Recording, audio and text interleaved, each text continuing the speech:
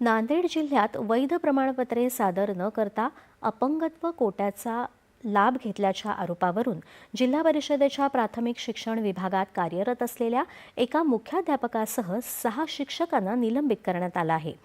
बनावट अपंगत्व प्रमाणपत्रांच्या आधारे लाभ घेणाऱ्या शिक्षकांची ओळख पटवण्यासाठी प्राथमिक शिक्षण विभागानं गेल्या वर्षी सप्टेंबर महिन्यात पडताळणी मोहीम सुरू केली होती. या तपासात 7 शिक्षकांची अपंगत्व प्रमाणपत्रांची नोंद आढळून आली नाही, असं जिल्हा परिषदेच्या मुख्य कार्यकारी अधिकारी मेघना कावली यांनी सांगितलं. तसंच या प्रकरणांमध्ये अपंगत्वांचा परिणाम 40% कमी असल्याचंही निदर्शनास आलं असून त्यामुळे संबंधित शिक्षक हे या सवलतींसाठी अपात्र ठरतात, असं प्राथमिक शिक्षण विभागानं स्पष्ट केलं. या चौकशीनंतर 7ही शिक्षकांना तात्काळ निलंबित करण्यात आलं आहे. नांदेड इथं होणाऱ्या